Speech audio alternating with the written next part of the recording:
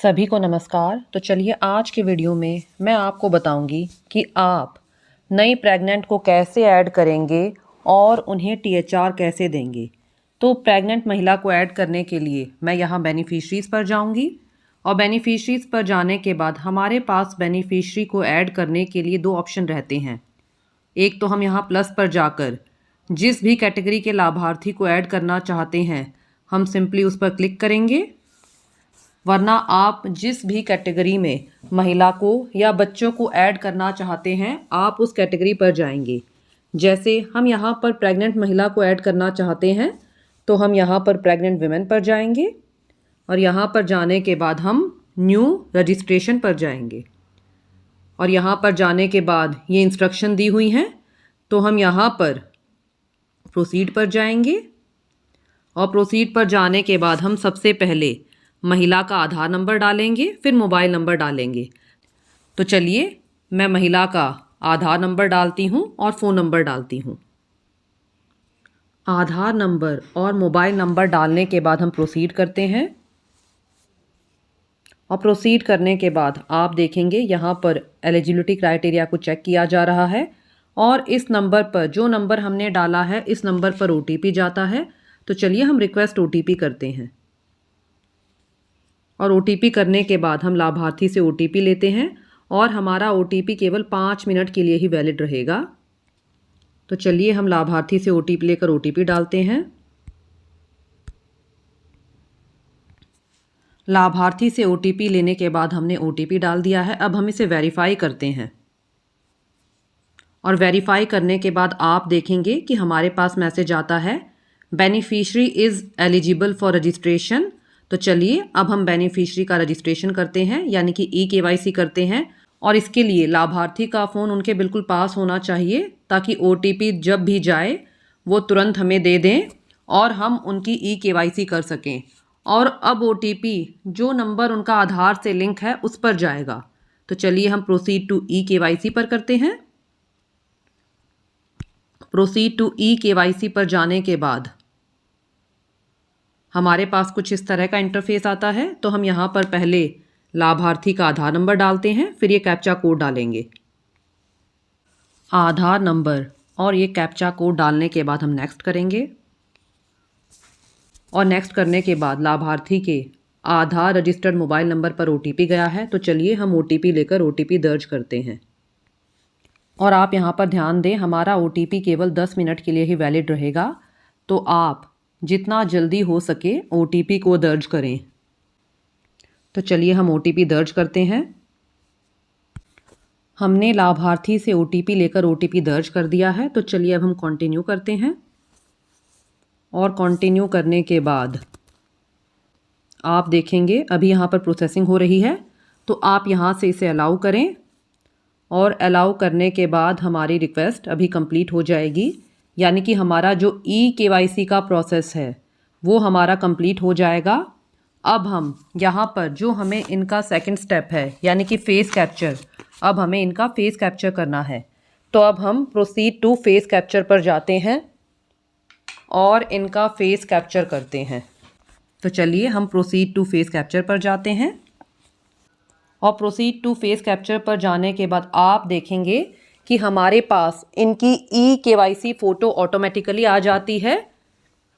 और आप यहाँ पर ध्यान दें कि जब भी आप लाभार्थी का फ़ोटो लें बैकग्राउंड हमेशा प्लेन रखें, लाभार्थी का फेस सीधा हो और आइज़ को ब्लिंक करवाएं। तो चलिए हम लाभार्थी का फ़ोटो कैप्चर करते हैं। तो इसके लिए हम कैप्चर फ़ोटो पर जाते हैं, इसे एक्सेप्ट करते हैं और एक्सेप्ट करने के बाद आप देखेंगे कि यहाँ पर हमारे फ़ोन का कैमरा ओपन हो जाता है। तो चलिए हम लाभार्थी की फ़ोटो लेते हैं और देखते हैं कि इनकी फ़ोटो वेरीफाई होती है कि नहीं होती।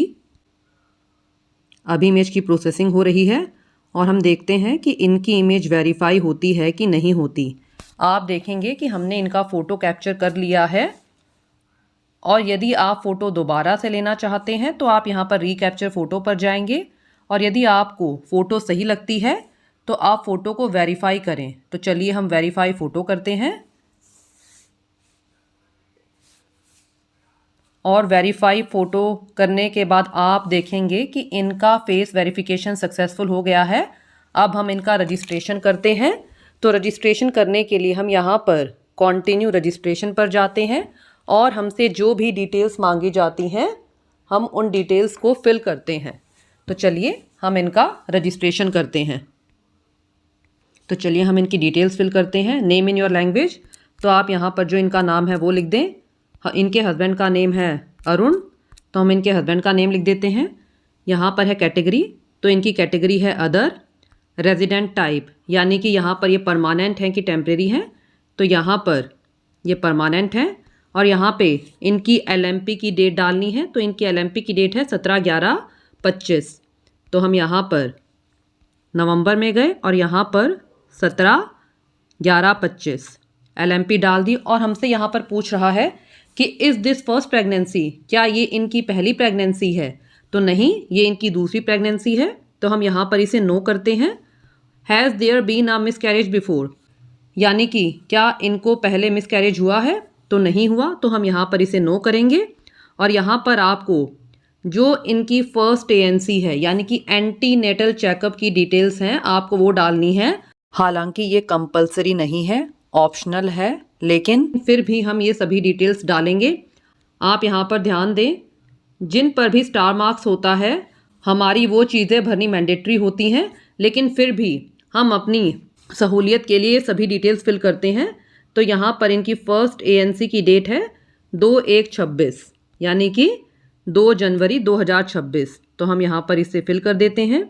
इनकी हाइट है 152 सेंटीमीटर और इनका वेट है 52 किलोग्राम और इनका हीमोग्लोबिन है 11। आप यहाँ पर ध्यान दें, सिर्फ यहाँ पर डेट ऑफ फर्स्ट ANC के ऊपर स्टार मार्क नहीं है, तो आप इसे ना भी भरें तो काम चल जाएगा, लेकिन मैं आपको सजेशन दूंगी कि आप इसे फिल कर दें।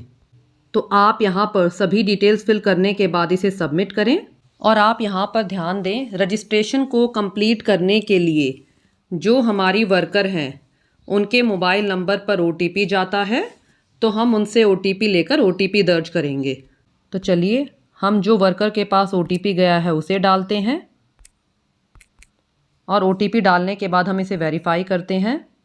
और वेरीफाई करने के बाद आप देखेंगे कि हमारा OTP वेरीफाई हो गया है और हमारी प्रेग्नेंट महिला रजिस्टर हो गई हैं और ये हमारे प्रोफाइल में जल्द ही दिखने लग जाएंगी। तो चलिए हम यहाँ से इसे डन करते हैं। और डन करने के बाद हम यहाँ पर बेनिफिशरीज़ में जाते हैं और बेनिफिशरीज़ में जाने के बाद हम यहाँ पर प्रेग्नेंट वीमेन में जाते हैं। और अभी आप देखेंगे कि यहाँ पर मेरी जो ये प्रेग्नेंट महिला है, इनका यहाँ पर दिख रहा है creation of beneficiary account is in process. तो मैं एक बार यहाँ से इसे रिफ़्रेश कर देती हूँ और रिफ़्रेश करने के बाद आप देखेंगे कि मेरी ये प्रेग्नेंट महिला लिस्ट में शो हो गई हैं। अब हम जब इनको THR देंगे तो मैं एक बार आपको चेक कर कर दिखाती हूँ कि डेली ट्रैकिंग में ये साथ की साथ शो होती हैं कि नहीं होती। लेकिन जहाँ तक है अभी ये साथ की साथ डेली ट्रैकिंग में शो नहीं होंगी। हम अभी दोपहर के लगभग 1 बज रहे हैं। हम अपने पोषण ट्रैकर को लगभग शाम के 6-7 बजे चेक करेंगे और फिर हम देखते हैं कि हमारी ये प्रेग्नेंट महिला THR की लिस्ट में शो होती हैं कि नहीं होती हैं, और फिर मैं आपको इन्हें THR भी देकर दिखाऊंगी। तो चलिए अब शाम के लगभग 7 बज रहे हैं और हम देखते हैं कि जो प्रेग्नेंट महिला मैंने सुबह ऐड की थी वो मेरी डेली ट्रैकिंग में शो करती है कि नहीं करती, ताकि हम उन्हें आज ही के दिन THR दे पाएँ, यानी कि जिस दिन मैंने महिला को ऐड किया है उसी दिन मैं THR दे पाऊँ। तो हमारी ये प्रेग्नेंट महिला थी लक्ष्मी। तो चलिए हम बैक जाते हैं। बैक जाने के बाद हम डेली ट्रैकिंग में जाते हैं और डेली ट्रैकिंग में जाने के बाद आप सबसे पहले यहाँ से रिफ़्रेश कर लें और रिफ़्रेश करने के बाद आप THR SCM में जाएं और यहाँ पर प्रेग्नेंट विमेन में जाएं और यहाँ पर जाने के बाद आप देखेंगे कि मेरी ये प्रेग्नेंट महिला जिन्हें मैंने आज 12 बजे के आसपास ऐड किया था वो मेरी शो हो गई हैं। अब जब मैं इन्हें THR दूंगी तो यहाँ पर आप 25 दिन सिलेक्ट करेंगे और 25 दिन सिलेक्ट करने के बाद आप देखेंगे इनका फेस ऑलरेडी वेरीफाइड है और यहाँ पर ये फेस वेरिफिकेशन का बटन हाईलाइटेड नहीं है, तो आप यहाँ पर सीधा प्रोसीड कर सकते हैं। यानी कि आप जिस दिन आपने बेनिफिशियरी को ऐड किया है उसी दिन THR देंगे तो आप देखेंगे अब मुझे यहाँ पर इनका फेस वेरिफिकेशन नहीं करना। आप देखेंगे मेरा सीधा यहाँ पर प्रोसीड का बटन हाईलाइटेड है, फेस वेरिफिकेशन वाला बटन हाईलाइटेड नहीं है।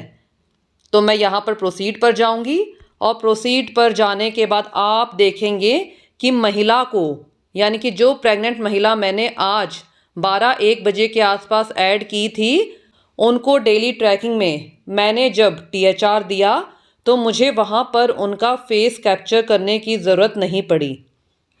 तो आप सभी वर्कर इस तरह बहुत ही आसानी से जिस दिन आप अपने लाभार्थी को ऐड करते हैं उसी दिन साथ की साथ लाभार्थी को THR दे सकते हैं और आपको THR में जाने के बाद उनका फेस वेरिफिकेशन नहीं करना पड़ता, क्योंकि वो बटन मेरा हाईलाइटेड नहीं रहता, यानी कि फेस वेरिफिकेशन का बटन मेरा डिसेबल रहता है। आप सीधा प्रोसीड पर जाकर उन्हें THR दे सकते हैं। तो मैं उम्मीद करती हूँ कि वीडियो आपको अच्छे से क्लियर हो गया होगा और यदि आपके कोई डाउट्स हैं तो आप कमेंट्स में पूछ सकते हैं। धन्यवाद।